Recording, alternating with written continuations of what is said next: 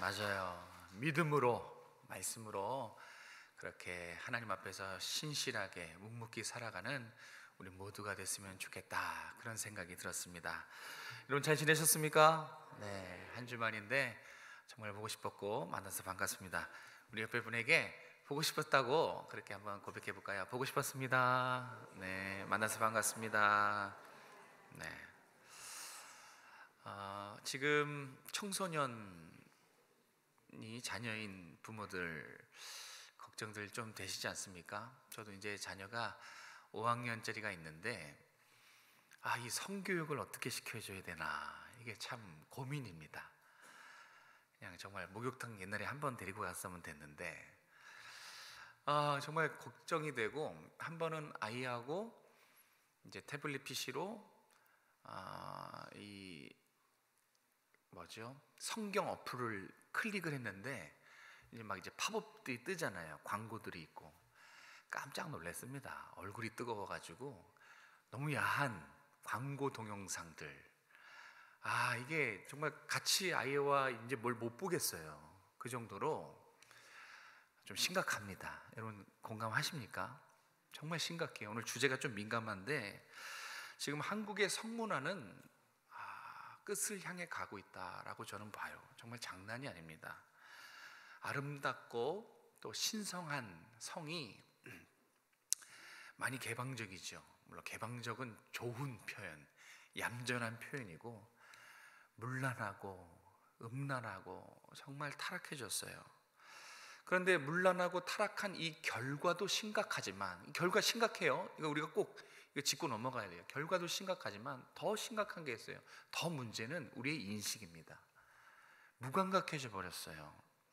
이 문제들을 대수롭지 않게 생각하는 우리의 인식이 정말 문제다. 7계명을 대하는 우리의 자세가 무감각해져 버렸다고요. 그냥 주변에 우리의 시선과 마음과 생각을 끊는 야한 동영상과 선정적이고 노골적인 그런 것들이 너무 우리 주변에 가까이 삶의 한 부분이 되어 보니까 어느 순간 우리의 인식이 그런가 보다 하지 않습니까? 아이고 큰일이다 하시는 분들도 계시겠지만 무뎌진 우리의 인식들이 정말 문제라고 봅니다. 제가 2009년도, 그때는 제가 신학교를 들어가기 위해서 준비했던 시기예요. 그때 잠깐 서초동에 있는 큰 교회에, 이름을 딱 얘기하면 알만한 그 교회에 대예배를 잠깐 드린 적이 좀 있어요. 다른 교회들은 어떻게 예배를 드리나 좀 궁금해서 좀 큰 교회에 예배를 드린 적이 있습니다. 그날 저는 그 날의 그 메시지를 지금도 잊을 수가 없어요. 네, 감사해요. 네. 이 부분은 여러분이 기억했을 것 같습니다. 그죠? 자, 다시 제가 2009년도 때 서초에 있는 큰 교회, 무슨 교회에 제가 이제 예배를 드렸는데, 그날 그 메시지가 뭐였냐면, 저는 그때 제 귀를 의심했어요. 이렇게 대예배 시간이었어요. 대예배 시간에 그 할아버지 목사님이 뭐라고 말했냐면, 교인들 중에 세컨드 있는 사람 회개하시고 다 정리하십시오. 근데 이게 2009년에 제가 뭐라고? 귀를 의심했어요. 지금부터 15년 전입니다. 2009년에. 그러니까 벌써 2009년에 그 교회는 성도들이 은밀하게 이 간음죄를 저지르고 있었다는 얘기예요. 그것이 목사님 귀에 들어가고 한두 번이 아니고 정말 다수의 사람들이, 그러니까 이 강단에서 외치지 않을 수 없었던 거예요. 그게 2009년의 일입니다. 저는 그때 너무 충격이었고 사실 지금도 그때 그 기억이 생생합니다. 그리고 6년 뒤에 2015년에 간통법이 폐지됩니다. 불륜은 그 전까지는 죄였어요. 범죄였습니다. 근데 2015년 간통법이 폐지되고 난 뒤는 이제 정말 뚫린 거죠. 2015년 간통법이 폐지되는 그 날 정말 유부남 유부녀들이 호프집에서 밤새도록 술 마셨대요. 축배를 들었대요. 야, 이제 됐다. 그날 매출이 1년에 최고 매출액이 나왔다고 하는 우스운 얘기도 있어요. 그게 2015년도의 일입니다. 간통법 폐지. 자, 그리고 10년이 흘렀어요. 2024년 지금 어떨 것 같습니까? 지금 여러분 느끼는 그대로예요. 우리 가정이 위기입니다. 신성한 결혼제도 위기입니다. 그리고 부모들은 다 느끼겠지만 자녀들, 다음 세대들 얼마나 이 쾌락적인 성문화에 아이들이 그대로 무방비로 노출되어 있어요. 참으로 지금 이 시기는 이 성적인 위기를 맞고 있습니다. 그 중에 하나가 동성결혼 합법화 소송입니다. 10월 10일이었나요? 11쌍의 동성 커플이 이제 결혼을 합법화해달라 그렇게 소송을 했어요. 근데 여러분 기억하셔야 될 게 있어요. 동성결혼 합법화하고 안 하고가 왜 그게 큰 문제냐면 동성결혼을 합법한 나라들의 이후의 일들을 기억하셔야 됩니다. 동성결혼을 합법한 나라가 한 37개, 39개의 나라더라고요. 근데 그 나라가 지금 어떤 모습이었는가 이걸 간과할 수가 없어요. 동성결혼을 합법한 나라가 그 동성애자들이 그 뒤에 무엇을 요구했는지 여러분 혹시 아십니까? 여러분 성은 절대 멈추지 않아요. 이 자극적이고 쾌락을 맛본 사람은 더 이 성적인 자극과 더 추구를 합니다. 절대 동성애로 끝나지 않아요. 동성 합법 결혼은 시작이에요. 이게 이제 합법화되고 문이 열리면 자 보세요. 합법한 나라들 동성 결혼 인정한 그 이후에 그들이 요구한 건 뭐냐면 근친상간이에요. 아들과 엄마가 다시 결혼합니다. 시아버지와 며느리가 다시 결혼하고 일부 다처제, 그룹 섹스, 그리고 차마 입에 담을 수 없지만 수간이 뭔지 아세요? 수간, 짐승과 교합하는 거. 지금 그 합법을 허용한 나라들이 이런 수순으로 지금 타락하고 있는 것을 여러분 혹시 아십니까? 지금 지구 반대편에선 일어나고 있는 일들이에요. 아무렇지 않게 일어나고 있는 일들이라고요. 목사님, 우리나라는 그렇지 않을 겁니다.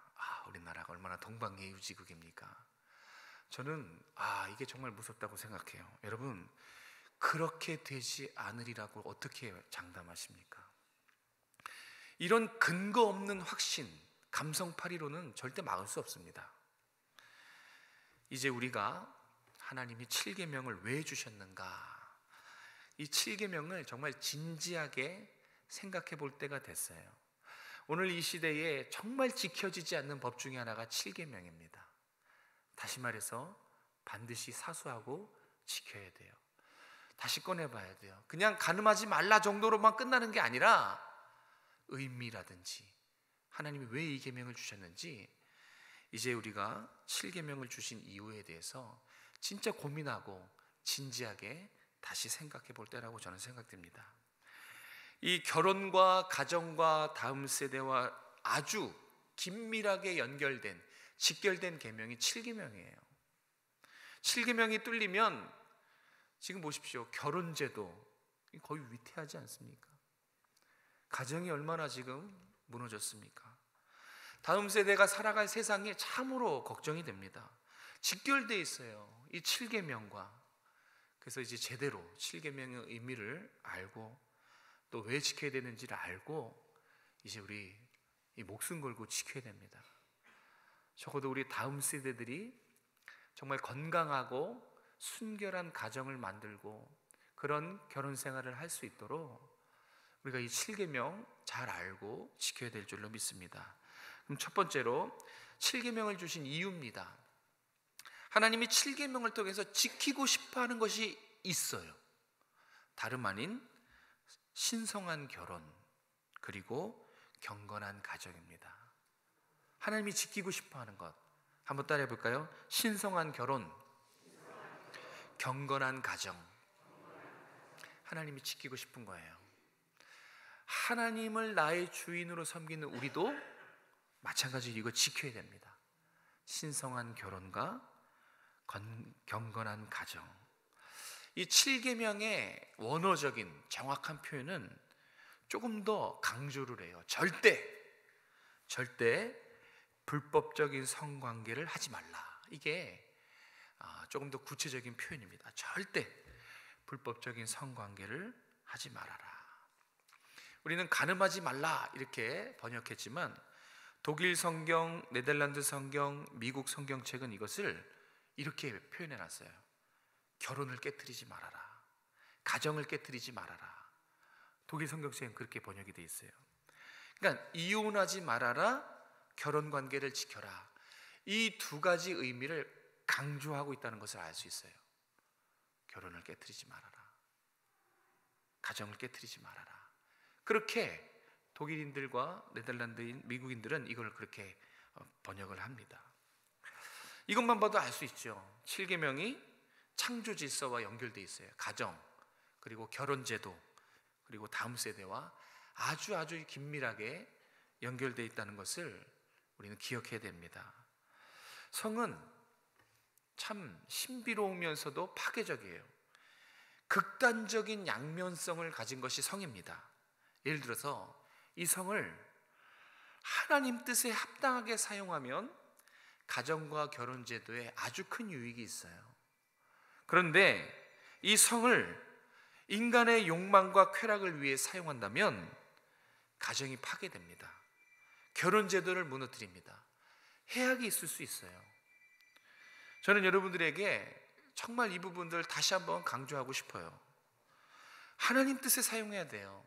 그러면 가정도 살고 결혼 제도도 살지만 인간의 욕망, 인간의 쾌락, 더 자극적이고 더 육체적인 그런 의미에서 이 성을 사용한다면 뻔합니다. 가정 파괴됩니다.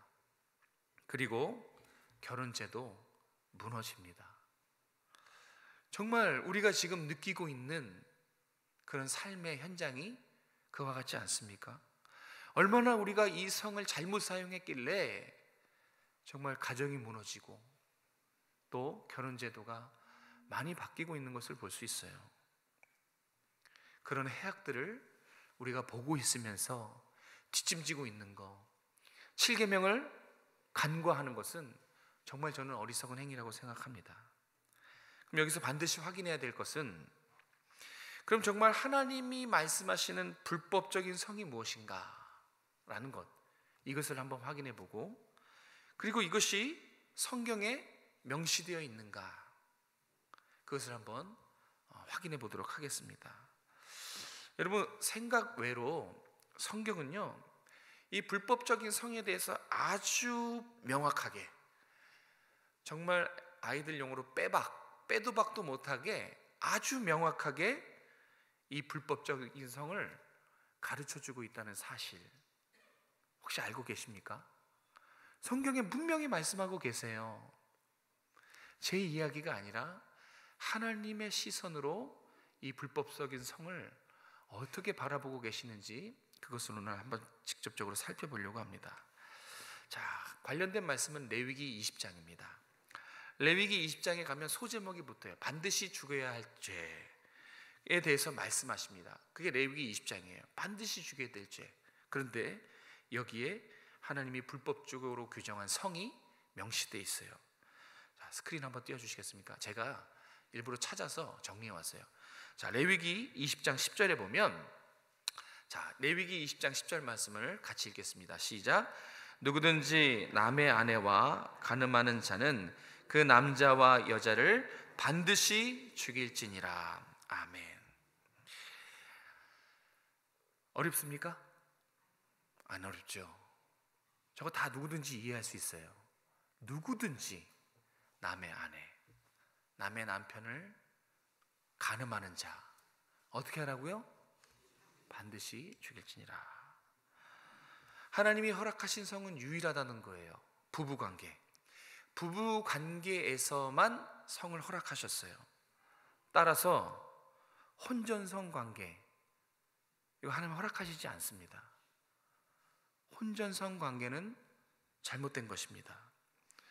그런데 혼전성 관계 얘기하면 무슨 조선시대적 얘기를 하냐고 그런 얘기를 들어요. 예전에 정말 그런 일이 있었어요. 한 청년이 그 대학교 선교단체에 있던 청년이 혼전 순교를 지키는데, 부모한테 그걸 배워서 지키는데, 다들 어떻게 그 처녀를, 그 자매를 바라봤냐면 뭔가 문제 있는 자매로 그렇게 봐요. 이건 정말 제가 과장된 표현이 아니에요. 정말 그렇게 생각합니다. 무슨 원시시대에 살다 왔냐면서. 지금 한국 청년들의 80%가 혼전 동거를 찬성합니다. 제가 그 기사를 보고 좀 충격을 먹었어요. 여러분, 80%예요. 10명 중에 8명이 결혼 전에는 관계를 할 수 있다, 그런 생각을 갖고 있어요. 10년 전보다 20%가 증가했대요. 그래서 지금은 80%가 하나님이 금하신 성관계를 찬성합니다. 우리 자녀들은 어떨까요? 우리 기독 청년들. 우리 기독 청년들에 대한 자료는 없어요. 누가 없앴나? 어쨌든 없어요. 그런데 제가 옛날에 2018년도 때, 그때 이제 자료를 찾아보니까 2018년도에요. 2018년도 때 기독 청년들의 이 혼전 동거에 대한 생각, 58%가 찬성했어요. 우리의 자녀들입니다. 세상 청년들이 아니라 교회 다니는, 부모가 집사고 권사고 장로고 부모가 교회 다니는 우리 자녀들이 58%가 혼전 동거할 수 있다고 생각했어요. 그게 2018년도거든요. 그럼 지금 2024년도잖아요. 지금은 그 비율이 어떻게 됐을까요? 좀 올랐다고 봅니다. 그러니까 다르지 않아요. 지금 한국 사회의 청년들의 이 성에 대한 인식이 세상이나 교회 아니나 크게 다를 바 없다라는 것이 우리는 충격을 먹어야 돼요. 우리 자녀들의 일이거든요. 자, 13절도 같이 한번 읽겠습니다. 스크린 보여주시고요. 13절 같이 읽겠습니다. 시작. 누구든지 여인과 동침하듯 남자와 동침하면 둘 다 가증한 일이니 반드시 죽일지니라. 아멘. 이 무엇을 말하죠? 동성애. 여러분 다 아시는 거예요. 이거 어렵진 않아요. 일부러 쉽게 만들었어요. 동성애 반드시 죽일지니라. 반드시 죽이라는 것은 그 사태의 심각성이 심각하다는 거예요. 하나님이 보실 때 동성애는 정말로 악하고 심각한 죄악이라는 뜻입니다. 그런데 그런 인식들이 없잖아요. 심각성이 지금 상당히 문제가 있어요. 반드시 죽이라는 건 뭐예요? 이 하나님의 해석이에요. 그 꼴을 볼 수 없다는 거예요. 여지를 둘 수 없다는 거예요. 아무렇지 않게 생각하면 안 된다는 것입니다. 그런데 우리는 이런 심각성에 대한 인식이 없어요. 정말 가볍게 생각합니다. 그거는 다른 집 자식들의 이야기, 내 자녀는 안 그런, 그래서 우리는 괜찮은, 가볍게 생각해요. 그런데 성경의 해석은 단호합니다. 엄격합니다. 반드시 죽일지니라. 자, 더 충격적인 거 15절 말씀도 같이 한번 읽겠습니다. 15절. 자, 시작. 누구든지 짐승과 교합하면 반드시 죽일지니라. 아멘. 이건 무엇을 말하죠? 이게 수간이에요. 짐승과 교합하는 거. 지금 우리는 이것을 상상할 수 없죠. 사실 저도 잘 개념이 그려지지가 않아요. 근데 그거 아세요? 지금 수간을 행하고 있는 유럽의 나라들도 처음엔 우리처럼 그려지지가 않았어요. 상상할 수 없었단 말이에요. 그런데 그들은 지금 아무렇지도 않게 수간을 행하죠. 많은 나라들이 수간을 허용하고 그것을 법화시킵니다. 자꾸 기사를 말씀드려서 죄송한데 2018년도 기사입니다. 이 수간이 지금 어느 정도 이 세상에 이 수간이 어느 정도인가 그 심각성을 알려드리려고 좀 고민을 했어요. 제가 2018년 때 그 청년들에게, 당시 섬기고 있는 청년들에게 이 설교를 했거든요. 그때 막 찾은 자료들을 다시 한번 공부했어요. 그때 독일 기사 중에 이런 게 있었습니다. 독일 사람들이 줄 서서 들어가는 곳이 있었대요. 독일 사람들이 2018년도 때, 그러니까 인기 있었던 성문화 뭔지 아십니까? 짐승 사창가였어요. 사창가도 그렇지만 짐승 사창가.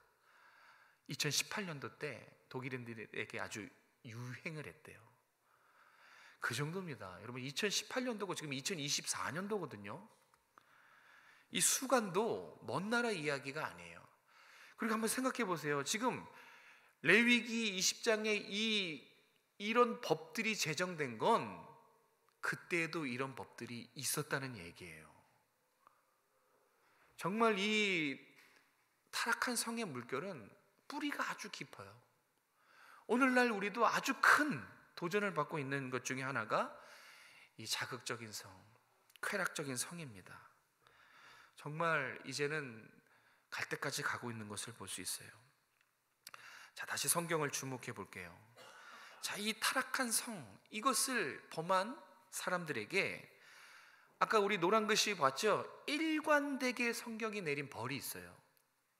일관돼요. 정말 일관되게 똑같이 저것을 행한 자들에게 성경이 내리는 벌 뭡니까?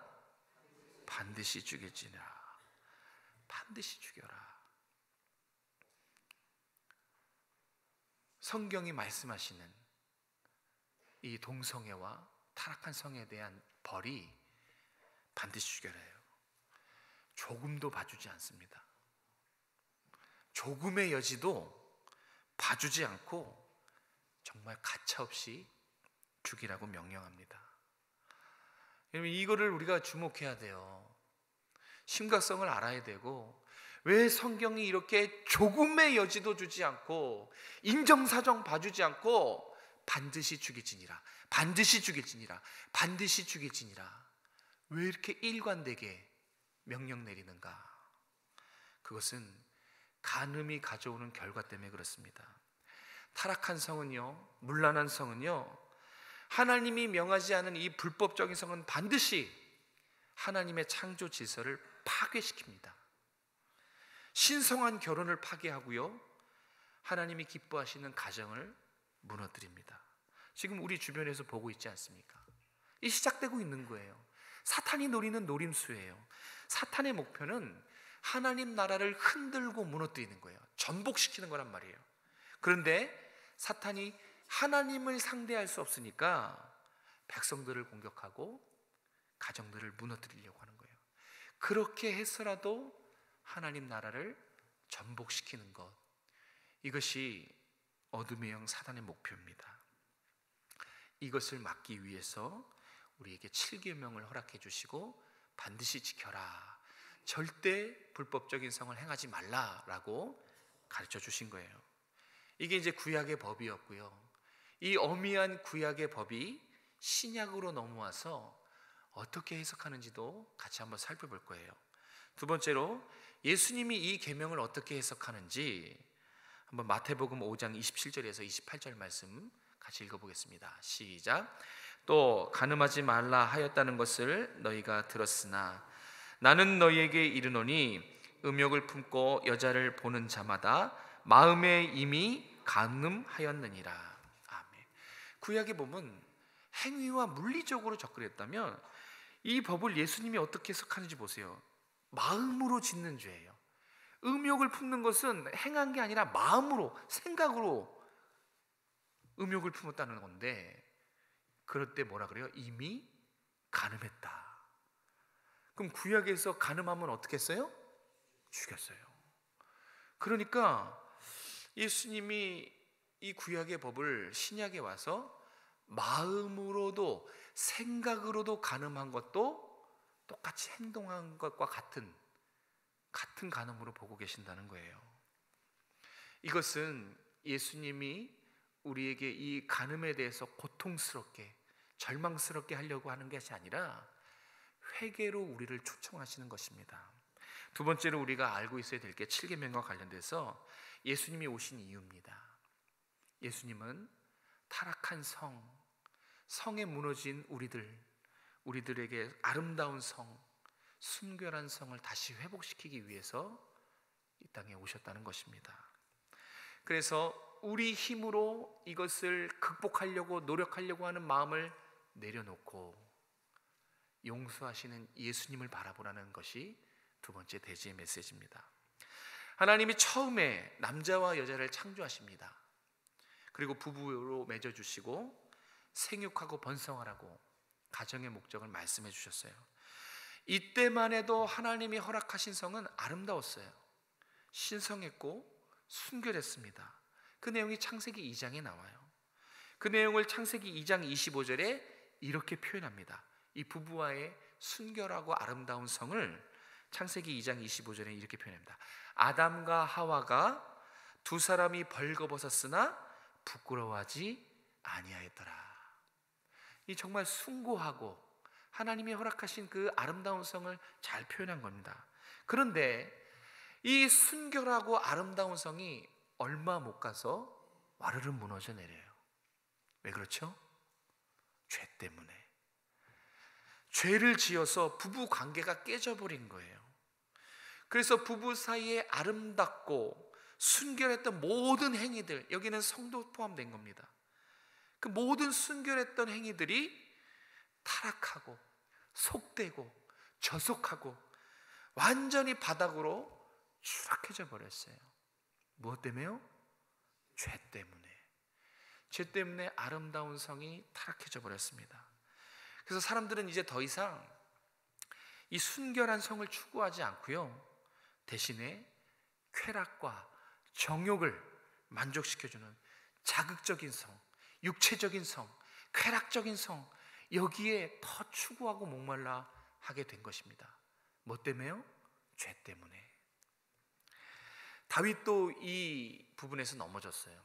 여러분 잘 아시죠? 다윗도 자극적이고 타락한 성에 넘어졌어요. 여러분 다윗이 누굽니까? 다윗, 하나님이 인정하셨던, 하나님 마음에 합했던 경건한 사람이 다윗이에요. 근데 그 다윗이 이 성에 넘어졌어요. 다윗이 어느 날 한 여인이 목욕하는 모습을 우연히 보게 됐어요. 일부러 보려고 한 게 아니라 우연히 본 거예요. 우연히 봤는데, 자, 지금부터 한번 적용을 해볼게요. 남성분들 우연히 보면 번골로 끝납니까? 여기에 남아요. 잔상이 남습니다. 번골로 절대 끝나지 않아요. 보면 그 다음은 떠올리게 됩니다. 생각이란 걸 해요. 자, 생각을 하면 또 생각에서 머물러지지 않아요. 마음이 움직입니다. 그러니까 보는 것이 너무 중요해요. 우연히 봤지만 봤어요. 봤기 때문에 자꾸 생각을 하고, 생각을 하면 마음이 움직이고, 그래서 행동을 한 거예요. 여러분, 우리의 생각과 마음은 절대 이유 없이 움직이지 않아요. 혼자서 움직이지 않아요. 눈으로 봤기 때문에, 귀로 들었기 때문에, 느꼈기 때문에 자극에 의해서 우리의 마음과 생각은 움직여요. 그렇기 때문에 조심해야 돼요. 감각과 자극을 느끼는 모든 사람은 나도 모르게 어떤 음란한 동영상, 내가 보고 싶어서 본 게 아니지만 우연히 본 사진, 그런 외부의 자극과 보고 듣고 느낀 걸로 인해서 나도 모르게 내 마음과 생각이 동할 수 있다는 거예요. 우리 모두는 마찬가지입니다. 다윗은 보고야 말았고 욕망이 깨어납니다. 욕망에 마음과 생각이 지배가 돼요. 그래서 곧바로 행동으로 옮기지요. 여러분, 다윗이 그 순간 7계명을 몰랐을까요? 7계명을 떠올렸을 거예요. 몰라서 범한 죄가 아니에요. 알고 있었고 범죄하는 그 순간에도 7계명은 알고 있습니다. 그런데 소용이 없어요. 솔직한 말로 성은 우리의 신앙보다 강합니다. 이길 수가 없어요. 오늘날 보십시오. 노골적인 동영상, 선정적인 사진들, 그게 좀 이렇게 필터링이 되면 좋겠는데 그냥 여과 없이 우리의 시선을 사로잡습니다. 그런데 어떻게 음욕을 안 품을 수 있냐고요. 세상 천지가 음란한 터인데 보고 듣고 느끼는 것이 사방천지가 다 노골적이고 선정적인 건데 어떻게 우리 자녀들이 이 음란을 극복할 수가 있겠습니까? 너무 흔하죠. 너무 가까이에, 너무 쉽게 우리의 눈과 마음 모든 기관들을 사로잡는데 아이들은 완전한 타락한 상에 노출되어 있는데 이거 어떻게 극복할 수 있습니까? 우리는 극복할 수가 없어요. 우리가 노력하려고 하고 우리가 금욕하려고 하면 오히려 세상은 점점 더 타락해질 것입니다. 이 성의 물결은 더 거침없을 것입니다. 그래서 성경은 이 타락한 성, 이것을 다시 순결하고 아름다운 성으로 회복시켜주기 위해 오신 예수님을 해결책으로 제시하고 있어요. 예수님께 죄사함 받는 것, 예수님 앞에서 회개하는 것, 이것이 7계명을 범했을 때 우리가 유일하게 해결받을 수 있는 방법이라는 거예요. 그것을 증명하는 사건이 있습니다. 요한복음 8장에 보면 현장에서 가늠하다가 붙잡혀온 여인이 있어요. 예수님이 이 여인을 용서해 주신 사건이 바로 그것입니다. 가늠한 여인이 두려움과 떨림 가운데 지금 예수님 앞에 있어요. 사람들은 분노해서 돌을 집어들고 있어요. 이 여인은 이제 예수님의 이 뻥끗 한마디면, 동의 한마디면 이 세상에 없는 존재가 돼요. 유대인들은 이게 구약에 반드시 죽일 죄였거든요. 그래서 현장에서 가늠하다 잡히면 심의를 거치지 않아요. 재판하지 않습니다. 그 자리에서 죽일 수 있어요. 그러니까 예수님의 동의 한마디면 이 여인은 이제 죽는 겁니다. 그런데 예수님이 이 여인과 모든 사람들에게 그 마음속에 있는 음욕, 그 마음속에 있는 욕망을 깨닫게 해주셔요. 분노해서 돌을 들고 있는 사람들, 경건하다고 인정받는 바리새인들, 주위에서 구경하는 모든 사람들, 붙잡혀온 이 여인, 모두 그 마음에 똑같은 것이 들어있다는 거예요. 그러니까 간음에서 붙잡혀온 여인은 들킨 죄인이란 거예요. 그 여인도 보고 생각하고 마음이 동했는데 이 여인은 행동까지 간 거예요. 그래서 들킨 죄인. 다른 사람들은 아직 마음에 있어서 들키지 않는 죄인일 뿐이라는 거예요. 똑같아요. 들킨 죄인이거나 들키지 않은 죄인이거나, 가늠하다 잡혀온 여인의 마음속에 있는 욕망, 그게 돌든 사람에게도 있었고 고자질한 바리새인에게도 있었고 주변에서 그걸 지켜보는 모든 사람들이 다 욕망과 음란이 있었어요. 오늘 우리도 마찬가지입니다. 이 설교하는 제 마음에도 가늠하다 잡힌 여인 안속에 있는 욕망이 저한테도 있고요, 여러분에게도 있어요. 단지 우리는 행동하지 않아서 들키지 않았을 것뿐입니다. 하나님이 이 모든 우리 마음속에 있는 이 음욕과 욕망들을 들춰내셨어요. 그리고 사람들은 죄인이 죄인을 정죄할 수 없으니까 다 흩어졌습니다. 예수님은 이 여인을 용서하시고 돌려보내시면서 하신 말씀이 있어요. 이 말씀을 오늘 우리가 붙잡았으면 좋겠습니다. 요한복음 8장 11절 말씀입니다. 요한복음 8장 11절, 우리 스크린 보시면서 같이 읽겠습니다. 시작. 대답하되 주여 없나이다. 예수께서 이르시되 나도 너를 정죄하지 아니하노니 가서 다시는 죄를 범하지 말라 하시니라. 아멘. 네, 예수님이 여인을 돌려보내시면서 죄사해 주시면서 하신 말씀, 다시는 죄를 범하지 말아라. 하나님은 어떤 죄도 다 용서해 줄 수 있는 분입니다. 하나님께는 용서 못할 죄인이 없어요. 그런 죄가 없어요. 간음, 음란, 정말 강렬하게 죄짓고 싶어하는 우리의 욕망도 하나님께서만 다, 하나님만 용서해 주실 수 있는 분이에요.